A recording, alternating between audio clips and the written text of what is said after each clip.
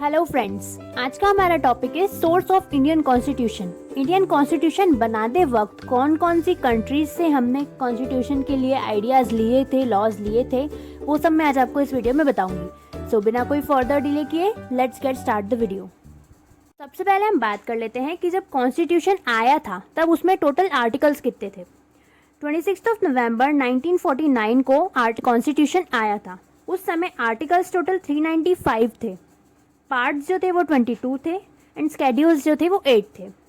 Till now 2020 तक जो total articles हो गए हैं वो 448 हो गए हैं, पार्ट्स 25 एंड स्केड्यूल्स 12।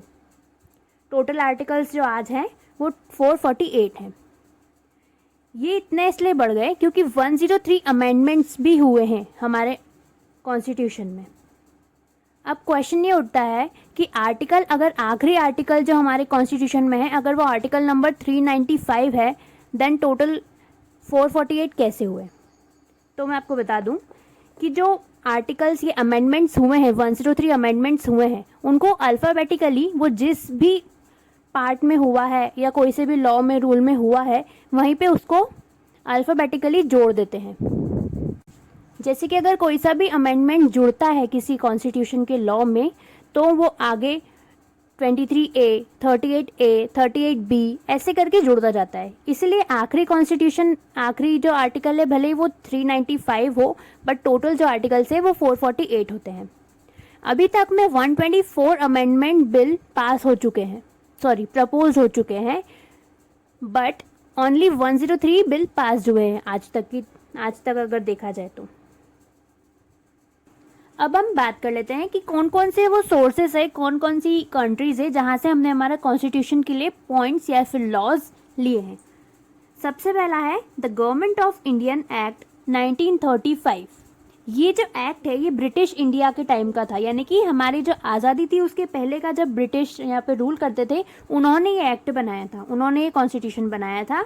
उसी वो हमारा मेन फ्रेम थी, उसमें से हमने बहुत सारे लॉज उठाए थे। तो ये ब्रिटिश इंडिया का लॉ थे, ये जो था गवर्नमेंट ऑफ इंडियन एक्ट 1935। इसमें से हमने 3 चीज़ें इंपॉर्टेंट ली थी।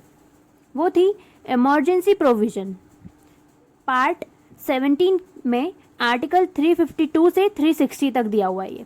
उसके बाद लिया था public service commission, part 14 article 315 से 323 तक। उसके बाद जुडिशरी लिया था, वो था पार्ट 5 में चैप्टर 4 आर्टिकल 124 से 147 तक। जुडिशियरी यानी कि supreme court, high court, subordinate court, इनका जो स्ट्रक्चर कैसा बनेगा वो।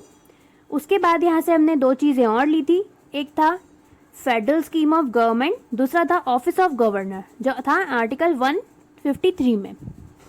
ये सारी चीज़ें हमने इसमें से ली थी। उसके बाद जो सेकंड नंबर की जगह है वो है यूनाइटेड स्टेट ऑफ अमेरिका। यहाँ से हमने लिया था फंडामेंटल राइट्स जो हमें दिए गए हैं सिटीजन को। ये पहले नहीं थे, जब ब्रिटिश इंडिया था उन्होंने जो लॉज बनाए थे उसमें हमें फंडामेंटल राइट्स नहीं मिले थे। ये हम कॉन्स्टिट्यूशन जब हमने बनाया तब हम लेकर आए इसको अमेरिका से, फंडामेंटल राइट्स जो कि आर्टिकल 12 से 35 तक दिए हुए हैं। उसके बाद जुडिशियल रिव्यू जो कि आर्टिकल 13 में दिया गया है, ये भी एक फंडामेंटल राइट का ही आर्टिकल है। इसमें ऐसा बताया गया है कि ऐसा कोई लॉ नहीं है जो फंडामेंटल राइट को वॉयलेट करता हो। उसके बाद यहाँ से हमने लिया था इम्पैचमेंट ऑफ प्रेसिडेंट जो कि आर्टिकल 61 में है। इम्पैचमेंट मतलब कि प्रेसिडेंट को कैसे रिमूव किया जाए वो। उसके बाद हमने यहाँ से लिया था removal of supreme court and high court जजेस, ये दिया हुआ है आर्टिकल 124 सब क्लॉज 4 में। उसके बाद preamble of constitution and independence of judiciary, ये सब हमने लिया था अमेरिका से। इसके बाद जो हमने लिया था वो लिया था ब्रिटिश कॉन्स्टिट्यूशन से। यहाँ से हमने बहुत इंपॉर्टेंट चीज़ ली थी जिसका नाम है रिट्स। इसे राइट टू कॉन्स्टिट्यूशन रेमेडीज बोला जाता है, इसका जो फुल फॉर्म है। ये दिया हुआ है आर्टिकल 32 एंड आर्टिकल 226 में। उसके बाद पार्लियामेंट्री फॉर्म ऑफ गवर्नमेंट हमने यहाँ से लिया था जो कि था the idea of single citizenship, जो कि पार्ट 2 में आर्टिकल 5 से लेके 11 तक दिया हुआ है। उसके बाद हमने यहाँ से लिया था पार्लियामेंट्री प्रिविलेजेस, जो कि आर्टिकल 105 में दिया हुआ है। Then rule of law. Rule of law का मतलब होता है किसी भी कंट्री में गवर्नमेंट सुप्रीम नहीं होती है, लॉ सुप्रीम होता है, कॉन्स्टिट्यूशन सुप्रीम होता है, कभी भी गवर्नमेंट सुप्रीम नहीं होती है। उसके बाद हमने आयरिश कॉन्स्टिट्यूशन से लिया था डीपीएसपी। ये दिया हुआ है पार्ट 6 में आर्टिकल 36 से लेकर 51 तक। डीपीएसपी एक गाइडलाइन होती है स्टेट्स के लिए कि स्टेट्स को कैसे गवर्न करना चाहिए, किस टाइप की पॉलिसीज बनानी चाहिए, लॉज कैसे बनाना चाहिए, ये सब डीपीएसपी में दिया होता है। अगर आप कोई और अच्छे से समझना है तो आप मेरी वीडियोस में चेक कर सकते हैं, मैं डिस्क्रिप्शन में दे दूंगी। उसके बाद यहाँ से लिया था method of election of the president, जो कि आर्टिकल 55 में है। उसके बाद यहाँ से लिया था members nomination to the Rajya Sabha by president, जो कि पार्ट 5 आर्टिकल 80 में दिया हुआ है। उसके बाद हमने लिया था जर्मनी कॉन्स्टिट्यूशन से, जिसको वैम्योर कॉन्स्टिट्यूशन भी बोला जाता है। यहाँ से हमने लिया था suspension of fundamental rights during emergency. जब भी कंट्री में या किसी स्टेट में इमरजेंसी लगाई जाती है तब आपके फंडामेंटल राइट्स सस्पेंड कर दिए जाते हैं। ये आर्टिकल 356 में दिया हुआ है हमारे कॉन्स्टिट्यूशन में। उसके बाद हमने साउथ अफ्रीका से लिया था अमेंडमेंट ऑफ द कॉन्स्टिट्यूशन, जो कि पार्ट 20 आर्टिकल 368 में है। उसके बाद यहाँ से लिया था election of members of Rajya Sabha, Rajya Sabha के मेंबर्स का इलेक्शन कैसे करवाना है। उसके बाद हमने लिया था कॉन्स्टिट्यूशन ऑफ सोवियत यूनियन से, यानी कि यूएसएसआर से। यहाँ से हमने लिया था फंडामेंटल ड्यूटीज, जो कि पार्ट 4A में है, आर्टिकल 51A। उसके बाद हमने यहाँ से लिया था द आइडियल ऑफ जस्टिस।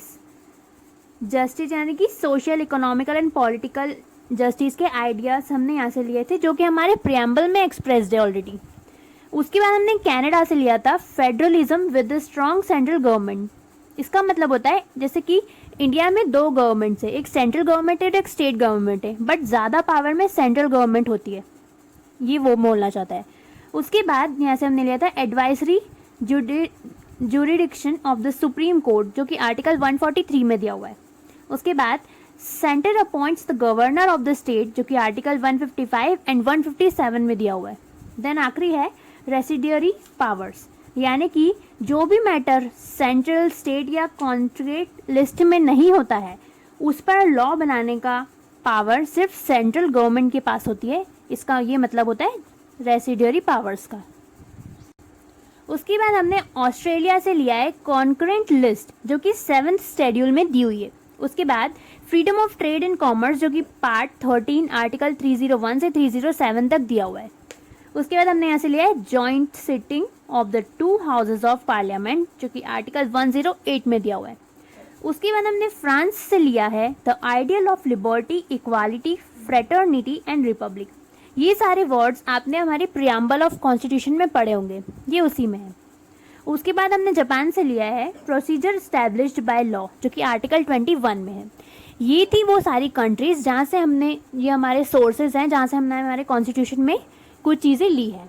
ये था हमारा आज का वीडियो। अगर आपको मेरा वीडियो पसंद आया हो तो please like my video and subscribe my channel. Thank you.